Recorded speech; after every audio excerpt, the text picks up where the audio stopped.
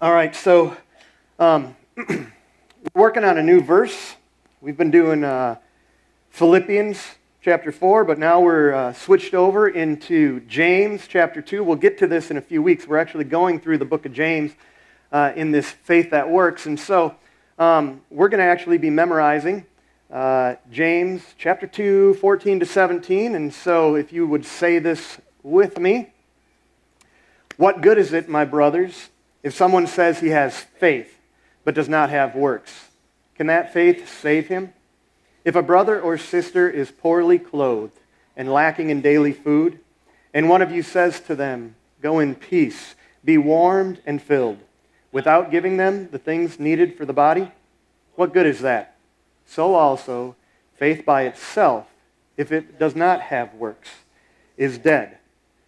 Now that may sound like a downer. You know, faith without works is dead. And I told you last week that what I'm not going to do is spend all my time telling you all the things that you need to do and trying to beat you up or anything like that. We're talking about a faith that works. But what we need to understand, okay, before you start piling on the guilt and all the stuff that you think you need to do, your faith can't work. Okay? The faith that works is a faith in Jesus. It's not just the effort that you put forth or anything like that, or faith in yourself or your ways or anything like that. It's not it. It's faith in Jesus. It's His sufficiency. It is what has been finished that gives us faith. It's not all the stuff that we need to do. Okay? You don't earn faith by doing good things. Okay? So faith without works is dead, but works does not make living faith. Okay? Do we all understand that? So don't think that I'm piling things on you that you're supposed to do. I'm trying to point you to a Jesus who has done it. And if you can believe in Him and His sufficiency and trust Him with what He's already done, that's the kind of faith that works. So keep in mind, just like we talked about last week, we grow through resistance and difficulty, not through comfort. It requires work. And then being is what leads to doing. It's not the other way around, which is basically what I've just told you. So, one of the things, let me just read this for you, okay? We're going to read, we're in James, we're in chapter 1. And we're in the last part of chapter 1. We're just starting in verse 19. We're going to go through 27. So let's just read it. Knowing this, my beloved brothers, let every person be quick to hear, slow to speak, slow to anger. For the anger of man does not produce the righteousness of God. Therefore, put away all filthiness and rampant wickedness, and receive with meekness the implanted word, which is able to save your souls. But be doers of the word, and not hearers only, deceiving yourselves. For if anyone is a hearer of the word and not a doer, he's like a man who looks intently at his natural face in a mirror, and he looks at himself and goes away and at once forgets what he was like. But the one who looks into the perfect law, the law of liberty, and perseveres, being no hearer who forgets, but a doer who acts, he will be blessed in his doing. If anyone thinks he is religious and does not bridle his tongue, but deceives his heart, this person's religion is worthless. Religion that is pure and undefiled before God the Father is this: to visit orphans and widows in their affliction and to keep oneself unstained from the world. Okay, so there's a lot of stuff in here that we should be doing. You know, be slow to speak, slow to become angry, quick to listen, you know, be doers of the word, all this kind of stuff, and we'll get to that. But let me just tell you this. If you're taking notes and follow along on YouVersion, you can fill in the blanks. If you've got little note sheets here, you can take and fill these in. But write this part down. Anyone, you know this, anyone can read, but the test is our response. Anyone can read, but the test is our response. Now, I hate to let you down. If you're looking for some amazing insights or something, I'm not going to give you that. I'm going to give you stuff that you already know, and I'm going to say it in ways that you probably have already heard. And many of you have experienced this. You have studied for tests, whether it was in, elementary school or middle school or high school. Like you have a vocabulary test, and you look and you read the words. But the test is our response to when the teacher says, "Spell this word." Anybody can read through the book. Hey, I'm taking biology, and you read through it, and you can read all this cool stuff about biology, but the test comes in your response to explain this part of biology, or whatever it is that you're doing. Okay, so you've all experienced this. And so there was this guy that used to come to Discovery, and he didn't come as a regular attender, okay? He came as a regular beggar. And so occasionally this guy would show up, and he would start talking about Jesus things. He'd start talking about the 10 Commandments, and he'd say, do you know the 10 Commandments? And then you'd start saying them, and then he'd tell you if they were in order or not, and what the ones that you missed were. And then, because he appeared that he actually had it going on, and you knew what was going on. Yeah, hey, I'm a brother, I know this. Can I have some money for my car? I need gas money. And so, 2 or 3 times this guy would show up and do the same shtick. He'd talk about, the 10 Commandments and what he knew, and he'd talk about some Bible verse or something like this. Hey, do you know it says this? And it was great. Until we helped him out a few times. We met at the Boys and Girls Club, and we'd take him across the street, and we'd fill his car up with gas, and hey, I'm trying to get to, and wherever he was trying to go. Okay, but the second or third time, I asked, one of my other pastor friends, I'm like, man, I have the strangest thing. Like, this guy, I swear he's been there before, but there was long enough in between. He goes, oh, we've had him there too. And I'd asked another guy, and they'd had him there too. And so I kind of started to know who this guy was. He wasn't like the church visitor. He wasn't a needy guy. He was a church scammer. He was a church scammer. And he could really talk a good game. And he'd read what was going on. But he didn't really pass the test of a responsive living like that. And so I remember one time I was upstairs. We were meeting. We were praying over at the Boys and Girls Club. And I got a text from somebody and says, hey, there's somebody here who needs... He says they need some help. It was actually before the service, so it was good. Like, hey, maybe you can come and we'll help you afterwards. You just have to sit through this. But I knew who it was, and so I went downstairs and I said, go. I didn't even say, hey, how you doing? Just go. Go. He goes, what do you mean go? And then he starts quoting Scripture. You're not a real Christian. You're supposed to love people. Like, get out of here, okay? We've done this. We played this game. You're supposed to be in Virginia. You keep coming back. Stop. Okay? I'll give you gas to get to Virginia. Stay there. We're no different. We read this on a regular basis. And then when we're called to actually do it, which we'll talk about, that's the test. And we see what our response is. And so there are a lot of Christians who will sit here, and even today, they'll mark up their Bibles. They'll be on YouVersion and they'll highlight the verse. You might make a verse image or something like that. And so we mark everything up, but we don't let the Bible mark us. So anyone can read, but the real test is the response. So what is the response? What are we supposed to respond to? Okay, well, our response is supposed to be to God's Word. He's talking about that in these verses. Let every person be quick to hear, slow to speak, slow to anger, for the anger of God does not produce the righteousness of God. Therefore, put away all filthiness and rampant wickedness, and receive with meekness the implanted Word, which is able to save your souls. He's talking about the Word. He'll do it in the next part too. Like, the Word of God is not just meant to be preached. Can I get an amen? Yeah, you just said that because I asked. The Word of God is not just meant to be preached. It's meant to be practiced. Now, I appreciate your obedience to something silly like that. Hey, the Word of God is not meant to be preached. Can I get an amen? Amen. But what happens if we responded the same way to the things that God said? Here's what we need to know. If we want to see a transformed life, if we want to be changed, if we want to see what Jesus can do in our life, a transformed life comes from our commitment to God's Word, not our commitment to doing things right or not doing the wrong things. Okay? That's a different life. It's not really transformed. A transformed life comes from a commitment to God's Word. And this is something that's going to be hard. It's going to be uncomfortable because we're going to be smacked with stuff in God's Word that we don't like. And I'll tell you about some of my own in just a little bit. But this is why a couple of our values around Discovery, we've got values and they're all this and that, me and we. But one of our values is growth and change. And so here's what this means. You're not going to grow, like we talked about, without resistance. And it's not comfortable. It requires us to actually do something. And when we do, it will lead to change because we are responding and we're committed to God's Word. Does this make sense? It's one of our values, growth and change, teachable and accountable. Another one of our things, like as you're taught something, again, the Word's not meant just to be preached, it's meant to be practiced. And so when you're taught something and somebody holds you accountable for it, we do like to get upset. We do like to get defensive. Maybe we should just get obedient. And so let's look at what James explains here, okay? In the last few verses, in these last sections, you might even have paragraphs, and I'm actually going to go through those paragraphs the way it's divided, because I think they match. There's three things that James talks about. Okay, so anyone can read. The test is our response, but we need to commit to doing all three of these things.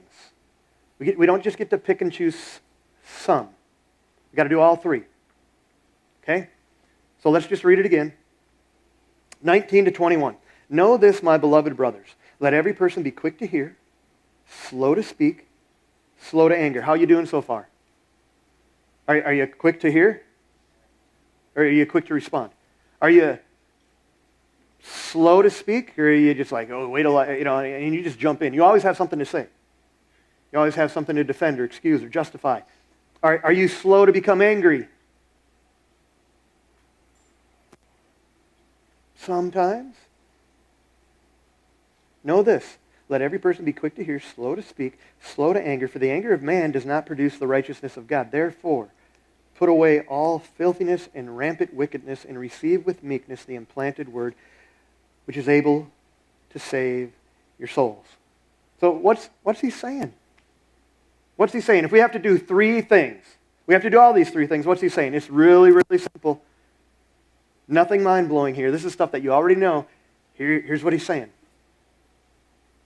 You and I should listen to the word.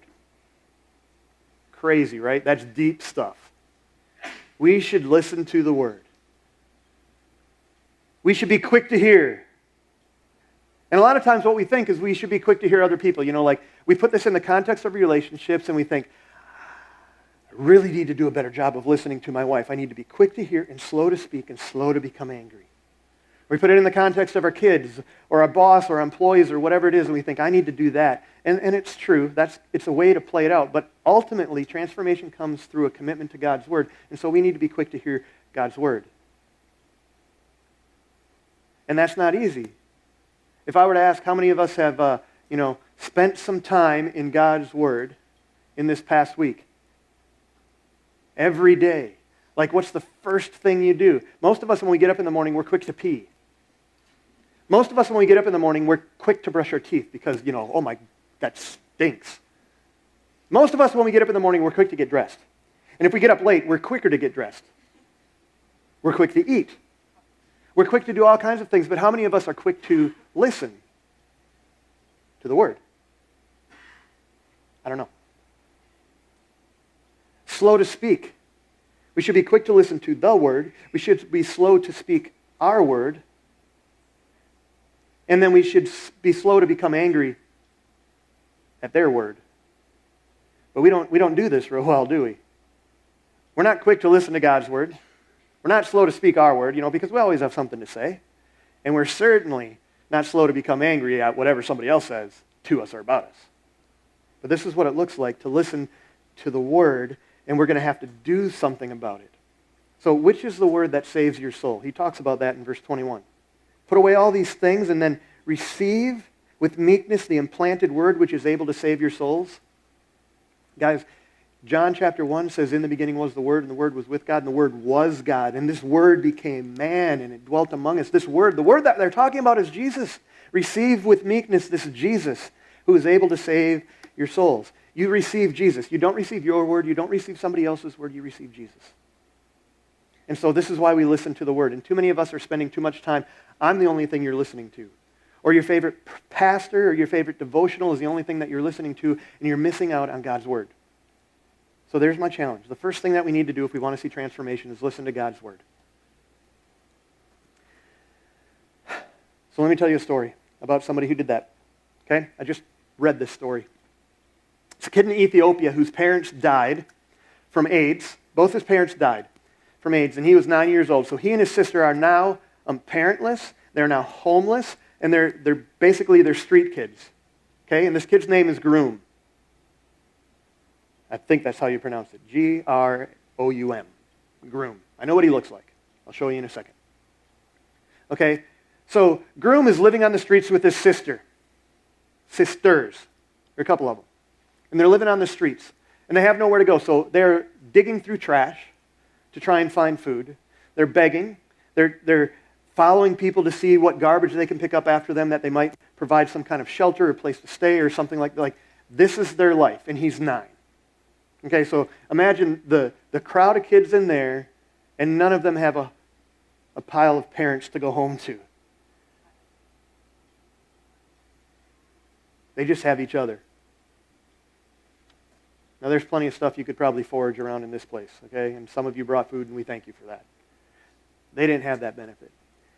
Well, along comes this Christian orphanage that took Groom and his sister in, and they had all kinds of stuff going on. They had lice. They had bacteria growing on them. I don't even know. Whatever happens to people when you doctor people there just laughing at me. I don't know, okay? I just know he said, I was infected, I was sick, I had worms, I had lice, I had all kinds of stuff. But this orphanage took us in, and they got us healthy. And then they started sending us to school. And they gave us this little, wind-up black box that they called the Proclaimer. And when we would wind it up, it would speak Scripture. And so during the day, we would listen to Scripture. And then at night, when we would go to sleep, we would try and tell each other the stories that we heard.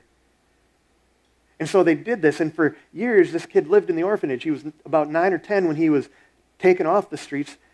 And around 16, he found his favorite verse, which is in 1 Corinthians chapter 9, where Paul is talking about, I have become all things to all men, that I might save some. I'll do anything I can in order to get this gospel, this good news, these Bible stories out to people. And he's like, I'm going to make that my life mission. And so now, he goes around and he reads Bible stories to the people in his community, to the street kids. He gives them the word because he tells people that the word of God changed my life. This is a picture of Groom, and he's holding one of the proclaimers. God's word changed his life. And all he did, folks, understand this, all he did was listen. So if you're thinking, I need to do this, I need to do that, I need to do this, no. God's word will change you. Jesus in you can change you. And so just listen to the word.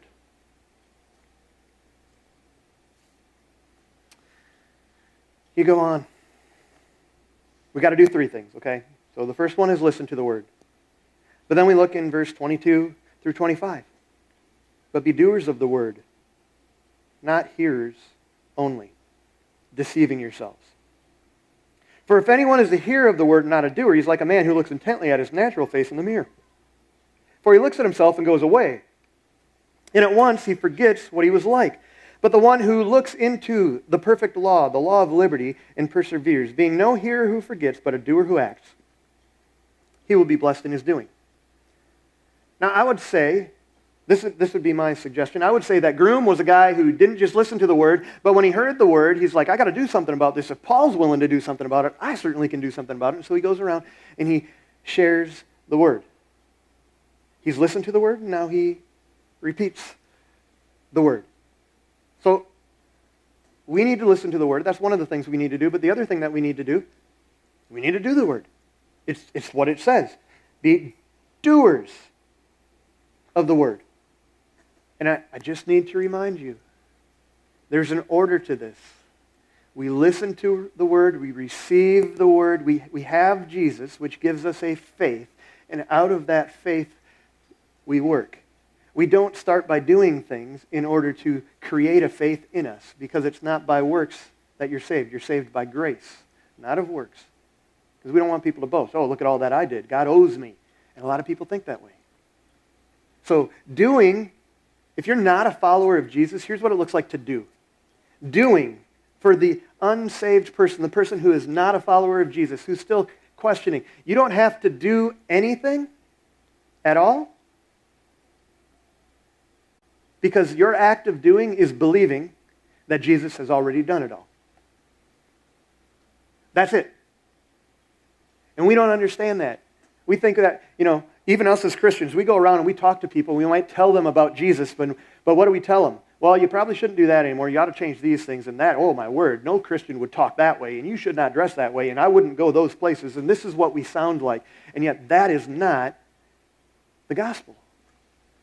The gospel is Jesus is taking care of all of that stuff. Would you just listen? He loves you enough that he died for you. Do you trust him?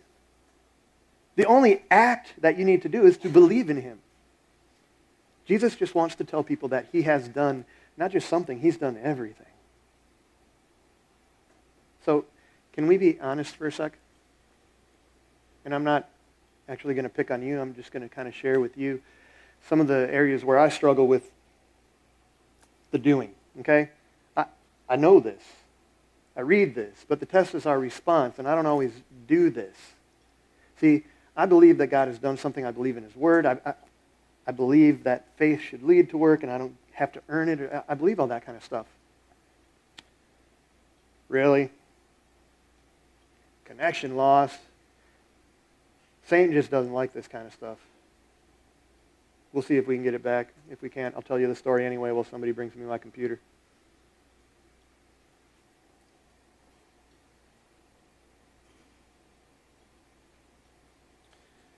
All right, we'll play the same game we played last week, Ralph. How's that? Somebody can bring me my computer, and I'll tell you the stories. There's a couple things that I know that we're supposed to do that I'm not, unfortunately, all that good at. And it's kind of embarrassing for me to actually admit this because, I'm a pastor. Like, I should know better. But so that you understand that this applies to all of us, this we should do applies to all of us. Let me just tell you, I'm going to tell you two different things that I struggle with. Okay?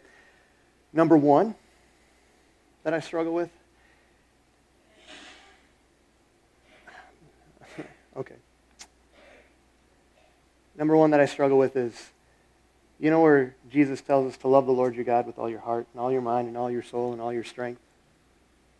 Where in the Old Testament, in the Ten Commandments, it says, you should have no other God before me. I know what it says. I could call you out on some of the things that you do that make it look like you have some other God before him. That you don't love the Lord your God with all your heart, mind, soul, and strength. But guess what? You could do the same thing to me. And I think if we're not doing what the Lord asks us to do, it's fair to ask, do we even really have faith? And so I've been asking myself this because, let me just give you an example. Love the Lord your God with all your heart, mind, soul, and strength. Do not have any gods before me. And what am I doing? Now, part of this is habit, but I'm convicted of it.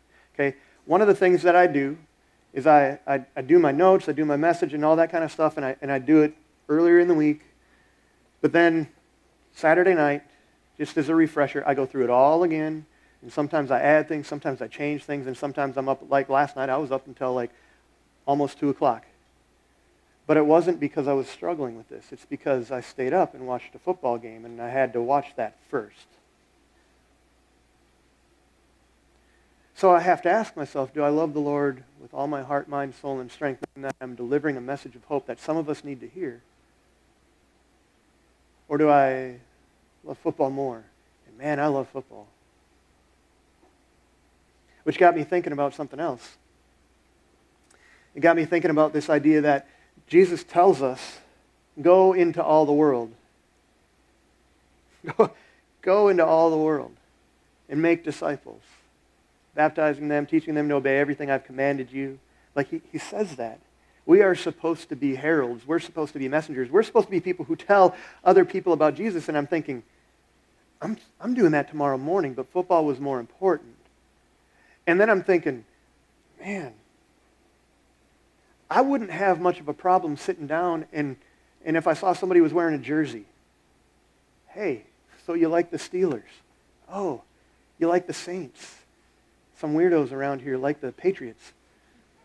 Like, I wouldn't have a problem starting a conversation about that and feeling pretty fluent about it. Like, I just totally threw shade on some Patriots fans, but I can do that because they beat my Vikings and I feel better doing it. But would I be able to just take anybody in the crowd here or someplace else and start a conversation with a random person and say, hey man, have you ever thought about life? No, because that'd be weird. I mean, football is totally innocuous, like we can do that, it's comfortable, but talk about Jesus or spiritual things, that's weird. Yeah, and that's my problem. Because Jesus doesn't tell us and Scripture doesn't say, be doers of the word when it's comfortable. He doesn't say, be doers of the word if you feel prepared. He doesn't say, be doers of the word if it happens to be convenient and you think people will respond well. He just says, be doers of the word. Do not be hearers, be doers. And so let me just tell you about a guy I met that totally rocked my world last week. Totally rocked my world, reminded me of this, which is why I'm thinking about it now. Some guy wanted to know about our church. He saw our website, he'd seen some things, and he sent me an email, and he said, hey, interested in what I see. And then he asked me about a certain thing, do you teach this?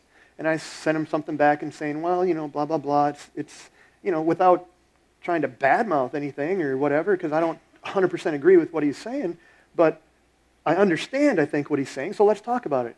And so anyway, for like a month, we're trying to get together. He's out of town, I'm out of town, he's out of town, I'm out of town. Finally, we get together. And we get together, and I walk in, and he says, I'm going to have a kid with me. I'm like, okay, well, I'm going to be bald. And we walk in, and I see one guy carrying a kid, and he sees one guy who's bald, and I'm like, we see each other, we make contact, I'm like, oh, whew, now it's not going to be weird. Except it was a little weird. Because this guy is standing there. You've seen, if any of you who've seen, Napoleon Dynamite, and there's this hat, and it says, vote for Pedro. Okay, he's not wearing that. He's wearing a hat that says, Jesus saves. And then he's wearing a shirt that says, Jesus saves, and on the back it says, churchianity kills people.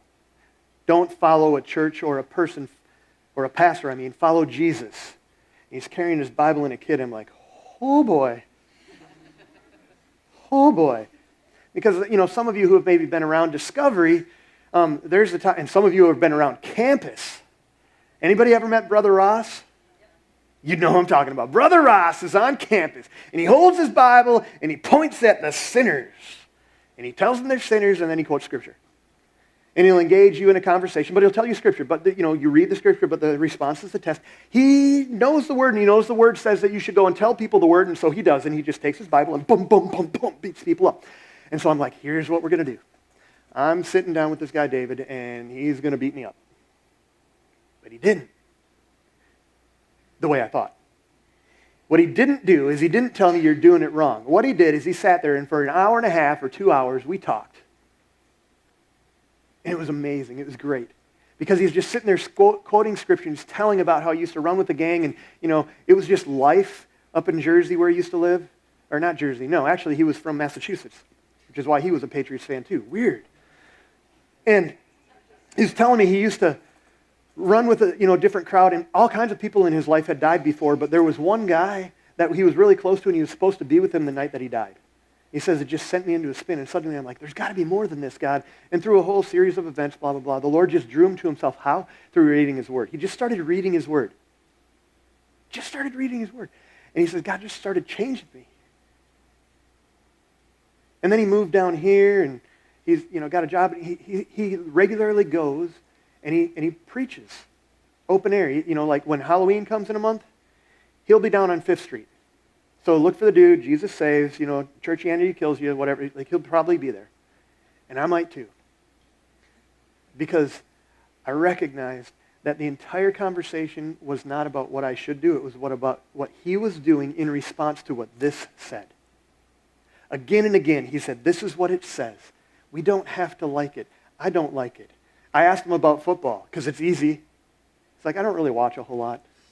He moved down here because he was a fighter, he was a boxer, and he was actually doing pretty well. And there was a guy down here who had trained Evander Holyfield for some time and found out about him and said, he called him and he said, hey, would you train me? And the guy's like, well, tell me a little bit about yourself. And basically he sold himself. He came down here and moved to do that. But you know what he doesn't do anymore? He doesn't fight. Because to him it became a god.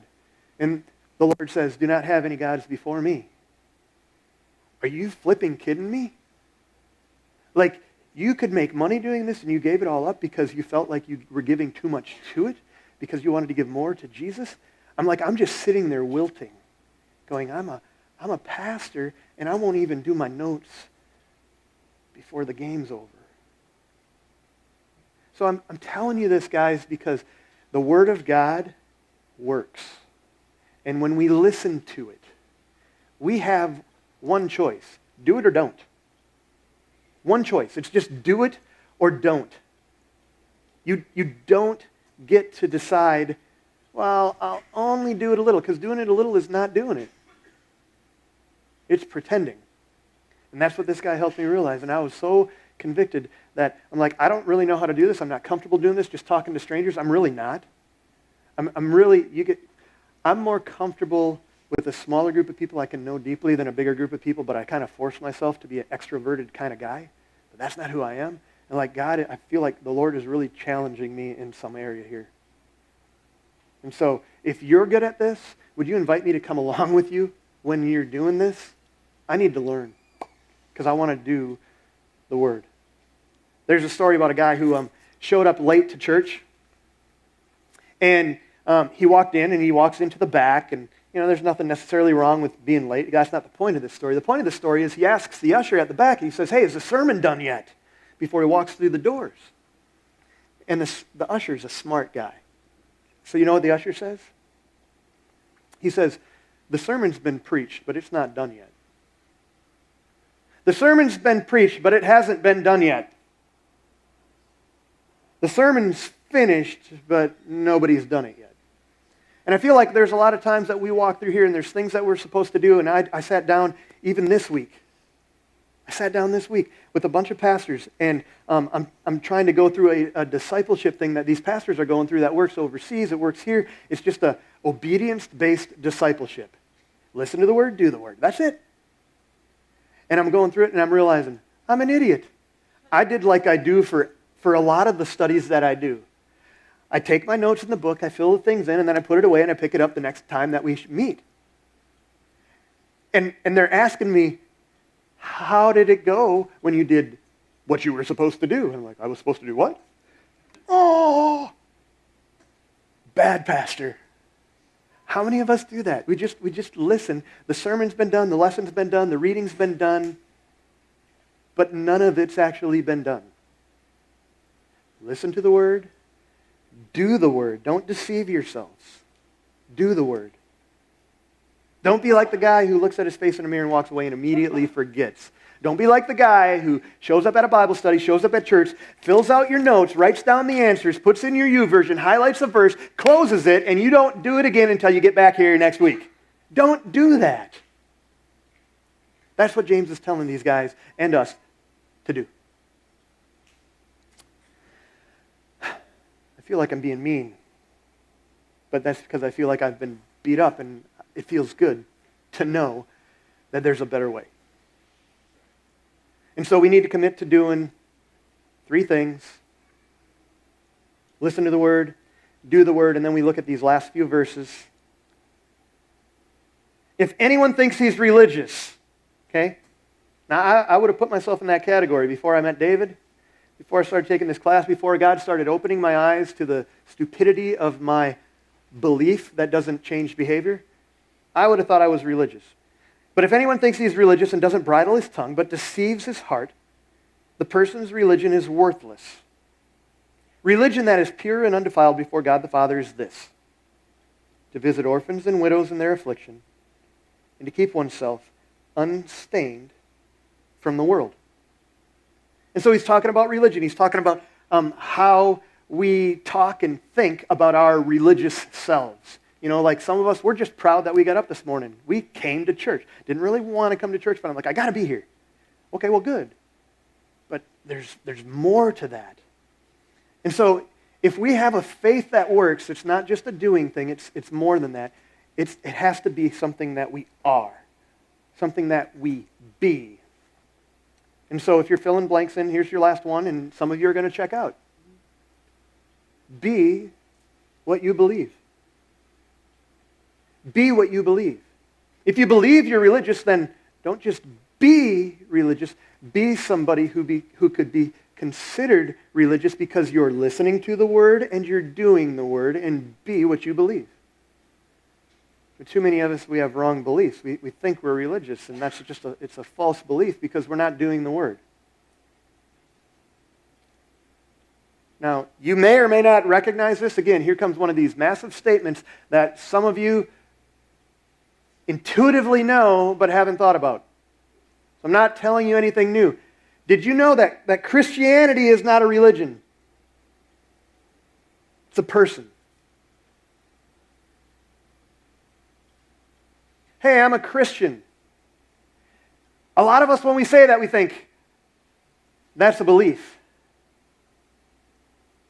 So I'm going to say I'm a Christian because these are the things, the box, that I believe. But what James is saying is be what you believe. And if you're a Christian, you are like a little Christ. You are a Jesus person. It's not a religion. So how you even say that and what you're thinking when you tell somebody, oh, I'm a Christian, what does that mean? What does that mean? Because I find myself, even me, when I say this sometimes, I get it wrong. Sometimes I get it right. Sometimes I'm saying, well, I'm a Christian.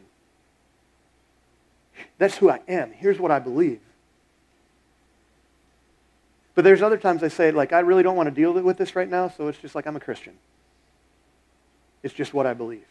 It's not really who I am, but you'll understand what I mean, and I don't have to hurt anybody's feelings when I say I'm a Christian. Big difference. Christianity isn't a religion. It is a person. And so if anyone thinks he's religious and doesn't bridle his tongue but deceives his heart, that person's religion is worthless. You may not know this, and if you do from experience, I'm sorry. But some of the most dangerous and hurtful voices come from people in church. Some of the most dangerous and hurtful voices come from people who would say that they're Christian, who would have some religious baggage. I asked this guy who I was talking to, David, about Brother Ross. You ever run into him? He goes, yeah. I immediately had to rebuke him. I can't go out with him anymore. I had to tell him, what are you doing? What are you doing? So you shouldn't talk to people like that. You are not loving them into the kingdom, and you're not being loving and telling them that they are not worthy of going into the kingdom. You're pushing them further away. And I'm like, I'm confused because you're wearing the hat, you got the shirt. You say you go out. This doesn't compute. Because I'm used to, Westboro Baptist picketing funerals and going to the gay pride parades and saying, God hates fags, God hates fags. What? I'm picturing this guy in that group, and he's like, no, that looks nothing like Jesus. Well, good, but I'm confused. But this is what the world sees in church people a lot of times. And even within the church, we have people who will come to other people in the church and just point out their sin. It's like their spiritual gift. Oh, I see one. And they just beeline to that person. They're like, you shouldn't be doing it this way. I can't believe that's how you parent. I can't believe you're saying these things. I can't believe you act this way. I can't believe... And they're more than happy to point them out. But Christians, we're supposed to call people out of sin, not point it out. I've gotten emails from people. I've gotten letters from people in our church, people I know, that were afraid to speak to me, that have shared what they were thinking and feeling. And while there may be something legitimate, there's also stuff I can read in and hear when I find out gossip that's been shared. It hurts. I know who I am. I know what I've done. I know the entire story. But I'm hearing from you, or I'm getting this email, or I'm seeing that letter, and I'm going, I don't know where that came from, but I've learned. Remember the doing of the word? And then in the being here, he who is religious, if he thinks he's religious and doesn't bridle his tongue, his religion is worthless. And so I've learned that my facts, even though I have them and I know exactly what happened because I was there, My facts will not fix somebody else's feelings, and so the best thing to do is to bridle my tongue. Somebody can be as upset as they want, but if they don't want to hear, if they don't want to learn, if they don't want to listen, be quick to listen, slow to speak, and slow to become angry, then it's not going to matter. And notice what the verse says. Some of us think that it just means we shouldn't say anything. Let's just pretend everything's okay. That's not what it says. He who doesn't bridle his tongue. Here's what it doesn't say. He who doesn't muzzle his mouth. I'm not going to say anything. That's going to hurt their feelings. That's not what it's talking about. You can't use this verse that way. You think you're being religious. You're deceiving yourself.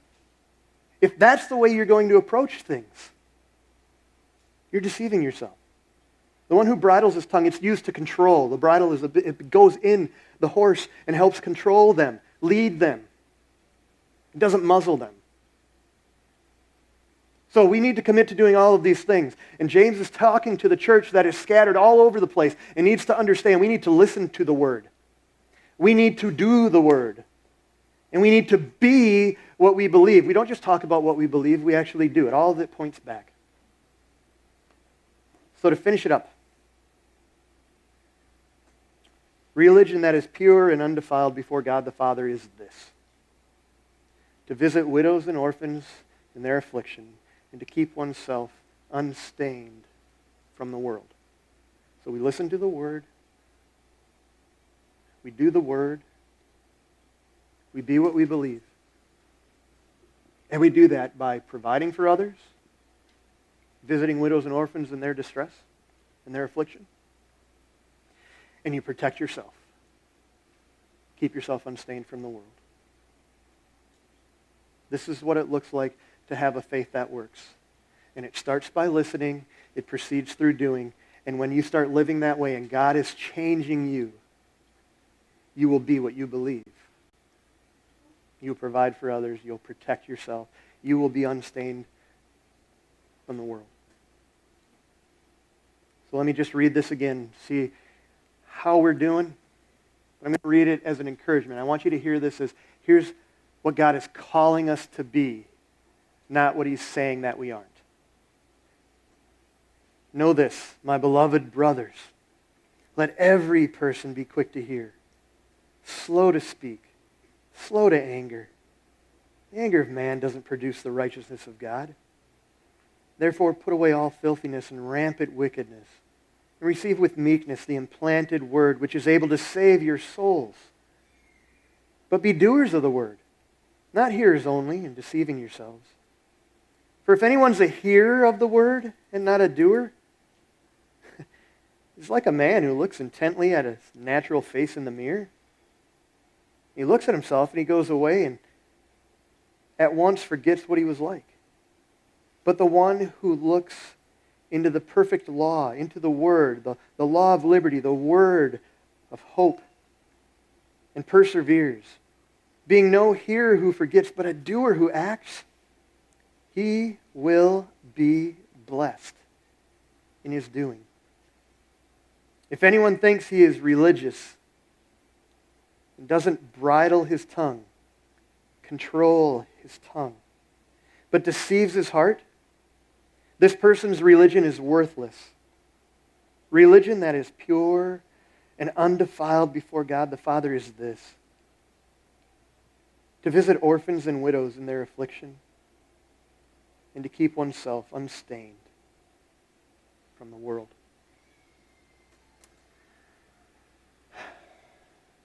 This is hard. It's not, there's no easy believism in true Christianity. It is a work of God. He's the one who draws us to Himself, and He's the one who draws out the best of us. My prayer for you is that if you have not surrendered your energy and your effort and all of your trying to earn what God wants to give you, you can't earn it. If you haven't surrendered all of that to Him, would you just do that now? Stop trying to figure it out on your own and trust that He's taking care of it, and just start listening to the Word.